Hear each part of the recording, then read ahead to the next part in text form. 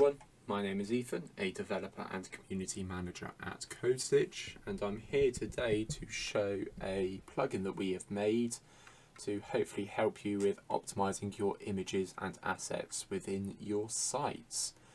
So this is an 11t plugin. It works within all 11t projects and it brings the full capabilities of the Sharp image optimization library to your static sites, exposing all of the transformations within Sharp as 11t filters. So this essentially allows you to do all of your cropping, resizing, compressing and file type changing within VSCode without having to use other tools, and it really does make for a nice image optimization workflow. It is worth noting that while this plugin is made and brought to you by CodeStitch, of course it's on NPM, so it's available for free use across any 11t plugin. We will be running over the installation instructions in the video today as well, but with that in mind, we have made this plugin specifically with the CodeStitch workflow in mind. So yeah, if we just sort of have a look, of course the README has got some installation instructions here. There's only a small bit of configuration that we need to do, and then the usage is fairly simple as well. It's just through the use of an 11t shortcode where we can then supply an image to be optimized, and then we can chain a number of 11t filters to either resize, to convert the image to AVIF, WEBP, JPEG, etc. And do some other things such as adjusting how we crop the image, what part of the image should be cropped in, with some automatic attention-based positioning, which is really quite cool. And if we were so inclined, we can do rotations and grayscaling and other transformations within VSCode as well. And before we do jump right in, I would like to give some special thanks. The first one goes out to Luwes for building the original plugin which this was based off. Sadly, this was discontinued and there were some issues that weren't quite resolved. So we've taken this upon ourselves to essentially fork this, rebuild it, and implement some other cool features such as caching.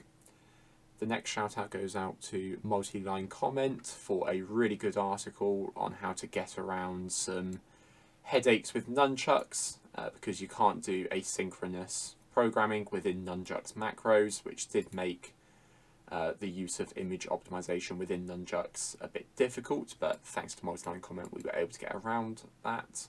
And finally, shout out goes out to Raymond Camden for his guide on the Netlify Cache plugin, which we use within this plugin to ensure that optimized images are kept between builds. So if we optimize an image on build 1 and we don't make any changes to it, we'll just pull that image from a cache, reducing build minutes and just making everything a bit more efficient. So with that in mind, let me go over to VSCode and we can look at how we can install the plugin. So for this demonstration, I have used the intermediate starter kit, more specifically the less version, to provide us a bit of a project for us to work on and to demonstrate the plugin. So taking this as a completely fresh project without this plugin installed, the first thing we will want to do is install the plugin package files, which we could do just by copying from the kit, going into the terminal, and pasting that out here. We're just doing a simple npm install and then using the package name to install it. So if we just give this time to run, you can see that it's already been installed, and we can see within package.json we have got our plugin here. The next thing we need to do is configure 11t to make it aware that this plugin is here, it's been installed, and we can do that again just by copying and pasting this code into the project. So the first thing we've done is we've got the 11t plugin Sharp images package just by importing. The way we do that in Node is by using require and then pointing that require towards the package that we've just installed. The next thing we need to do is apply a plugin to the 11t configuration. So just by copying and pasting this into the project, that's not quite what we fully need to do because as it stands, 11t only accepts one module exports function statement. So we do need to take out this 11t config add plugin statement with the configuration, take that out, remove the second module exports, and just bring that into the project here. So we've only got one module exports, and within it is this code here. Now what this code is doing is we're saying that we've got this package that we've imported, we want to set it up as a plugin within 11t and give it some configuration options. So starting from the bottom, the output directory, this is saying to the plugin where the optimized images should be saved to. So if we go to public assets images, as we've defined here, all of our optimized images will end up in this directory here. And of course, because we're using this as a shortcode, which goes within an image source or a source tags source set, that's going to be replaced with a URL. And of course, the image that's been generated, it will have its own file name with some random letters that serves as a hash so we can allow the caching to work. But we need to define what the starting part of that source tag should be. And in this case, we want to go to assets, images.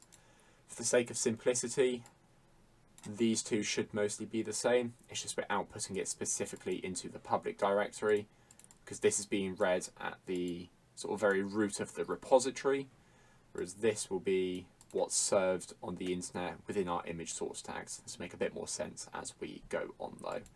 The next thing we need to do if we want caching to work is we want to install a second plugin. Now bearing in mind this only works for Netlify, so if you are using another hosting provider then you'll need to look into your own caching mechanisms. However, this particular plugin is set up with Netlify in mind, so it should just be a case of installing the cache plugin for Netlify, then going into the Netlify toml file, and just for simplicity again I'll copy and paste this into the bottom. We don't need to do any rearranging here, we can just take this code, drop it into our Netlify toml right at the very start, so no indentation, and we will be good to go. So that is the only configuration that's needed. Let's now get into using the plugin. So with the plugin installed, we can now look at using it. And as I hinted to at the start, we are going to be using a shortcode for this. So just as a quick refresher on shortcodes, these are done using the curly brace percentage syntax, and then the name of the shortcode, which in this case is get URL. It's important to note that this is different from the injection syntax, which is two curly braces, and this is if we want to output data typically stored in a variable into our project. So if there's ever any instance where these two are next to each other, that is the difference. So with that in mind, we want to use this shortcode within any place where an image path is being outputted, because the shortcode is going to take an unoptimized image. We're going to chain on some transformations, and then it's going to be outputted as a URL with, as we defined in the configuration under the URL path. The thing that gets outputted here will be the URL path and then a generated file name from the optimized image that we have made. I hope that makes sense. So we have got this large picture here. And as an example for this project, I have got some stock images that are multiple megabytes large. I don't think it's going to show if I hover over, no, but they are about 7 or 8 megabytes. And of course, we don't want to be serving that to our users. It's going to take up so much bandwidth, it will take a long time to load. So we want to optimize them, and we can do that with the curly brace percent syntax, the get URL shortcode name here, and then specifying a image path. So in this case, it's going to be assets, images, and then example1.jpg we'll say. And if we just leave it like that, and we give this a refresh, I think I've made bit of an error, and that's probably because we're on desktop view, so we need to change these as well. We can see the image has changed, but it's still going to be very, very large. If I bring over my developer tools, you can see that the image here is still about 4,000 pixels wide, which isn't good when it's only being rendered at 486. So we can then use a filter. So what this essentially does is this preps the image to be used by our library, by our plugin, sorry, and then we can add pipe and then resize, and then this will resize the image to our specifications. So this is done with a couple of brackets and then an object where we can then specify the dimensions. So in this case, we've got the width as being 486, and then the height of being 541. And if I just make sure that this is copied for both the source tags as well, we can see that the image has now been resized to those values, as you can see from the sort of pop-up that's happening here. And that's going to be a lot smaller than the multiple megabyte, thousands of pixels wide image that we had before. So really good start. So you can probably see here that we have got some semblance of what we have defined so far. So we've got the URL path as defined in the 11t config here. We have then got the file name, and then we've got this hash here, which is being generated from the configuration that we've provided. So when we deploy this to Netlify, if this configuration here hasn't changed at all, we're not going to regenerate the image. We're just going to pull from the image that was already made on a previous build, and we save a couple of seconds per image, so we're not ending up with minute-long build times. And it's the best of both worlds. So with that in mind, we can then look at some additional things we can do. So we've resized it. What if we wanted to convert it to a more modern format and compress it? Well, after this resize call with the brackets and the object we provide, we can add another pipe and chain on another transformation. And let's say in this case, we want the image to be a WebP. We can do that here, and as you can see within the DevTools, we went from a JPEG to a WebP, and we can even play with the quality a bit as well by again providing an object within some brackets. And if we said quality of, just for example, 20, we can compress the image even more to a quality value. I think for WebP by default it's 80. We'll jump into the Sharp docs and show you where to look for all of that in a minute. But that's the principle of the plugin. We use the get URL, we provide an image source just like you would normally on any other image, and then we can chain on transformations. First we want to resize it, then when it's resized we want to convert it to WebP, and then we want to compress it down to a quality value as well. In most cases we won't need to supply a quality though, because there's already a level of compression that takes place when using this filter. So just this alone, we've already done so much work to improve our images. And then at a later date, say if a client wants to change their image, we can then specify another image in the path here, and I keep hitting the wrong button on the keyboard, and swap this out, for example, to give it a refresh, and this same transformation has been applied but to a different image. So instead of having to take this image out, resize it, convert it into WebP and JPEGs, you can just change the file path and that's all going to be done for you. This really does simplify the process by quite a lot. So that's the basic usage. We're now going to jump into some more advanced things that we can do, look at some of the different things within Sharp, run over the docs, and really show the full power of this plugin.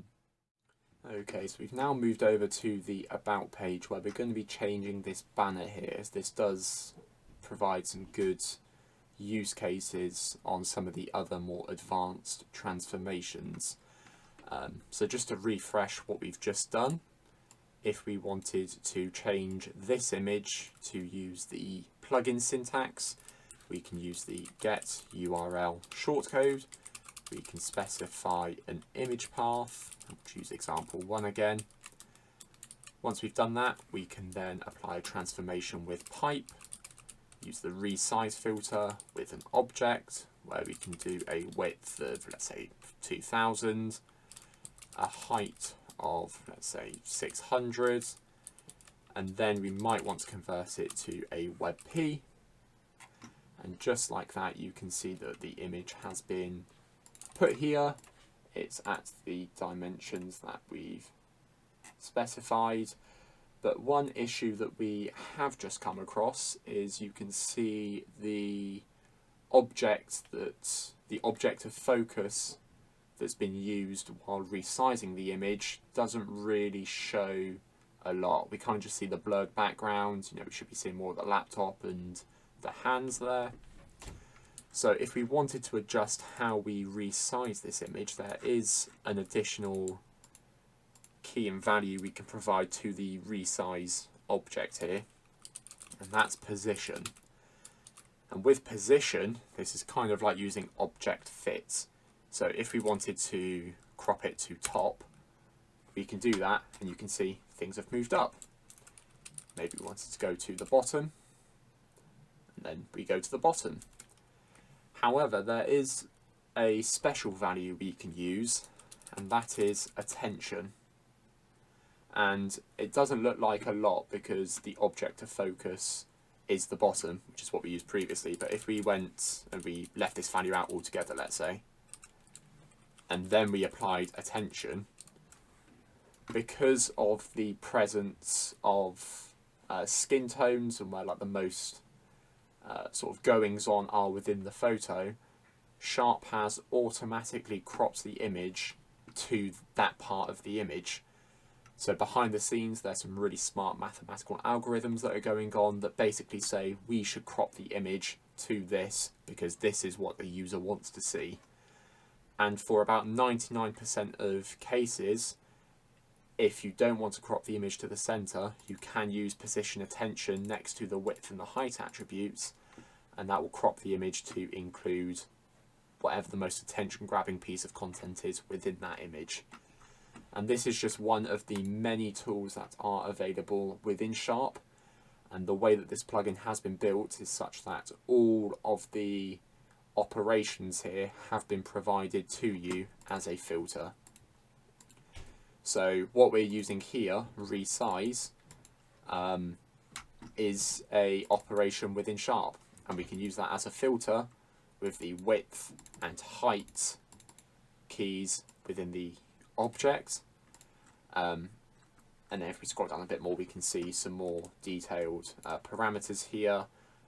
Position is another one that we've just done, where we can use either a position, gravity, or strategy, which are listed up here to use when cropping the image.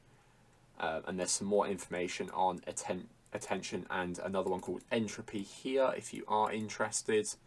But you have also got the option of top, right, bottom, etc. as well. You can also add a fit, so this will be like the object fit, where this is object position, this is object fit, where we can use cover, contain, fill, inside or outside, which are all explained here as well. And a few other things to do with background and some more specific optimization strategies here.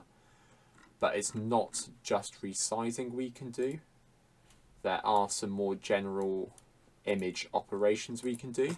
So maybe after resizing it, we want to rotate this image and essentially put it on its head. So we can then pipe another transformation. And because we've got rotate here, we can use rotate. We can then provide some brackets, do it as an object where we say angle, as we've said here. And then if we said 180, theoretically, that is interesting. Why is that not working? maybe we just have to provide it like that. There we go. So it does take a little bit of getting used to with the how we should present it within VSCode for the plugin. But I think in this case, because we can specify an angle directly and not provide any options which are here, then we can just provide a number straight up, which gets the rotation going on.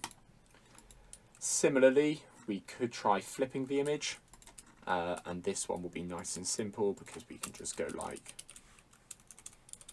flip, then the image faces the other way. If we got rid of the rotate, you can see it goes like that as well. And there's more, which you can all see listed here. Another one that may be of interest is grayscale. So we can just go here and do grayscale. It works for both UK and American English spellings. And as you can see, the image has now went grayscale as well. So to get the full use out of the plugin, I would recommend going over the documentation and seeing what operations are available. And I think that should be it from a use case perspective. It is also worth noting about preloads as well.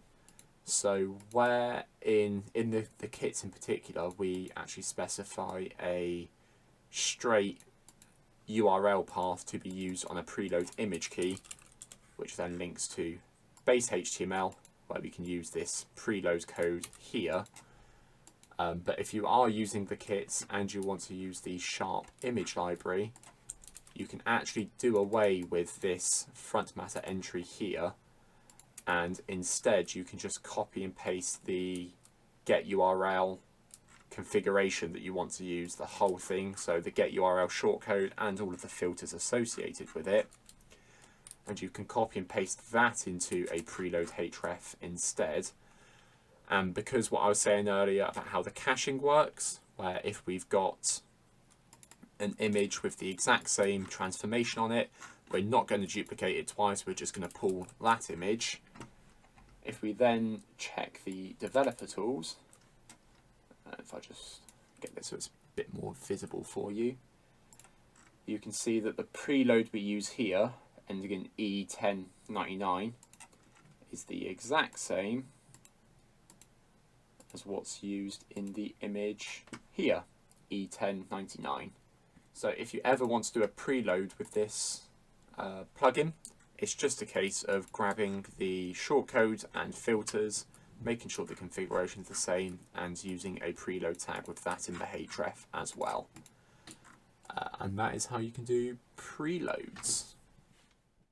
And just as a final note, to demonstrate how the caching works and to prove that it does in fact work, I have got a bit of a test project set up here which has hundreds of different browser logos here, which I have defined in some 11t global data, which we then iterate over and optimize the images as we see fit. And at the minute I have got no public at all. There is no website production ready code that has been built from this project yet, so we have got no images to be cached at all.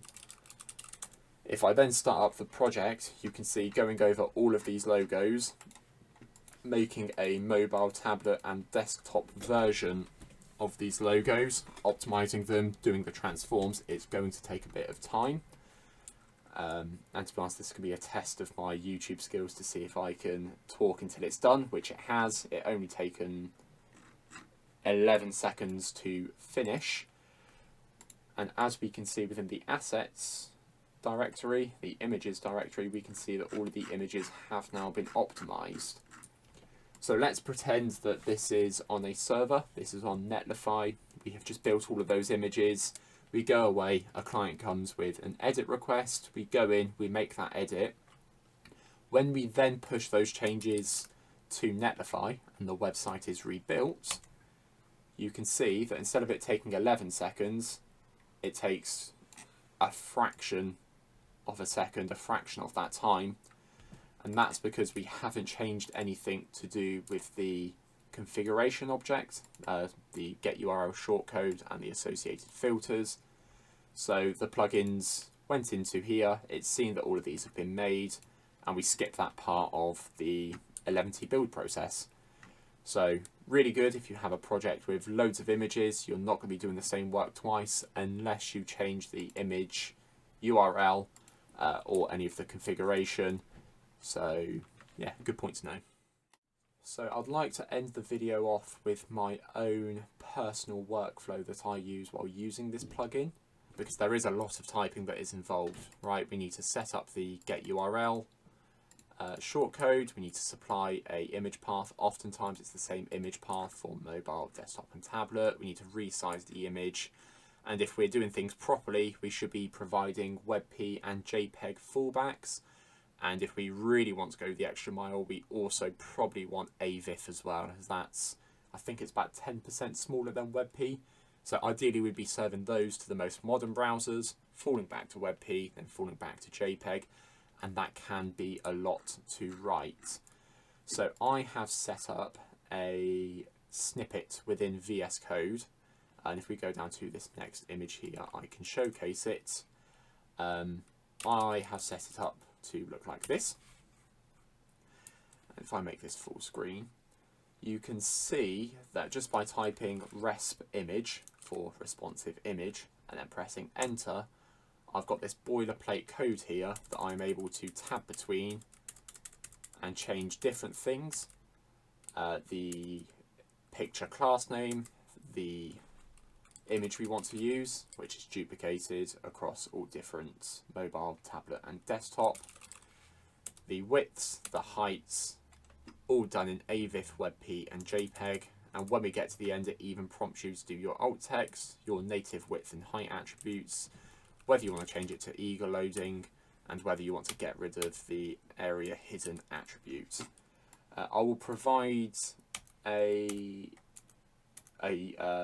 piece of snippet code that we can use within VS Code, so if you want to copy and paste that, it will be found in the description. But you can set this up by opening the command palette by doing Control-Shift-P, then typing snippets, then picking, for me I'm using nunjucks, HTML nunjucks, because down here it says HTML nunjucks. It may be worth putting this both in nunjucks.json and HTML.json if you're unsure, but you can find this code. This is where it belongs. So this will be in the description. If you go and put this into your nunjucks snippets and your HTML snippets, you will be able to do exactly what I've just done, just by typing resp image, and then it's all there for you. So to guide you through how this would look in a real situation, because we need to make sure we're measuring images properly too. I know earlier on in the video I just took the dimensions as they're shown, but we actually want to be using double crops. So where this image is 486, we actually want the image to be double that, so just under 1,000 pixels. The reason being is that if a user is viewing on a device larger than 1920 pixels, for example, on desktop, we want the image to have a bit of wiggle room to grow and not look terrible. And also where we're compressing the images, by having a double crop, we sort of make up for some of the pixelation that happens with compression like that. I think the best way to explain this though would be to run through an example of using this snippet. So I like to have my browser and my IDE side by side.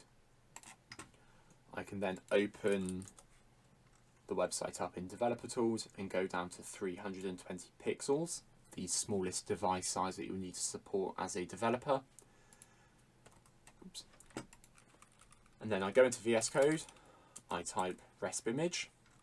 So because we're optimizing this image down here, I can copy the classes over of CS Picture and CS Picture 1. The image we'll be using is, let's say example 3 we'll use, .jpeg. So now I've pressed tab a third time, you can see we're on the mobile image and we're going to be setting the width for the AVIF WebP and JPEG image on mobile, in which case I like to Alt Tab over. You can just about see this is 181 by 174. So I'm particularly bad at maths, so trying to do that in my head, I know it's 362, I don't really know what the other one is, but I have Windows Power Toys installed, which means I can hold Alt and press space. I can then just do 181 multiplied by 2. When I press enter, it will be copied to the keyboard, copied to the clipboard, where I can then just paste it into VSCode. Oops. Tab over and do the height, which is 174, multiply that by 2, and then paste that in. Pressing tab again takes me down to the tablet image, so I can then go back over to Firefox.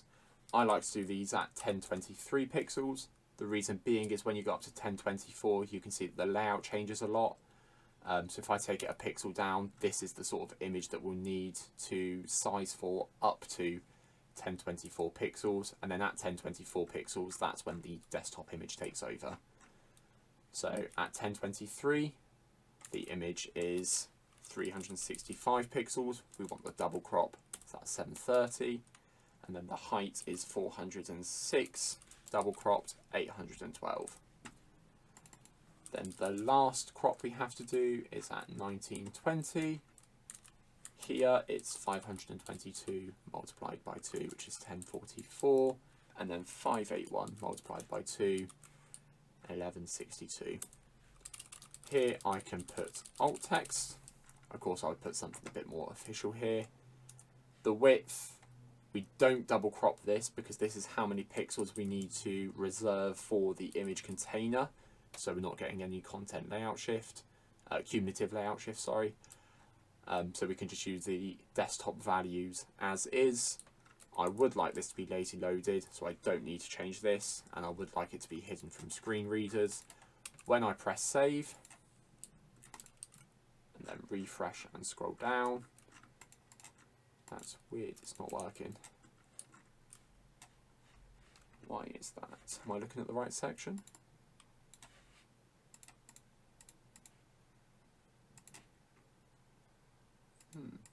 It's because I didn't delete the picture one here. So because I've optimized the image, the old image is appearing on top. If I get rid of that, there we go, we should see the optimized image now. As you can see, we have got optimizations for AVIF, WEBP and JPEG, mobile, tablet and desktop, and also a fallback image here with the alt text, width and height, the perfect image. And if I ever wanted to go back and change this image at all I have to do is just change the URL, and that will be done for us. I won't need to go through this process again. So while it may take a little bit of time to get set up, it's still quicker than doing things manually with Photoshop to resize it, using compressor IO to compress it. It's still quicker than that, and it future-proofs you going forward. So if you ever want to make changes, you can just change the file name and it's done. So that was a lot. I am going to do it one more time at a bit of a faster speed so you can see the full process. So for this second smaller image here, we can use the snippet. We're going to copy the class name over, which is CS Picture and CS Picture 2. The image we're going to use is example 1, we'll say. On mobile, we need 181 multiplied by 2, which is 362. And on desktop, we need 174, a double crop, which is 348. We then move it up to 1023 pixels, not 1024, because it's going to be a completely different size on desktop as it is tablet for most stitches.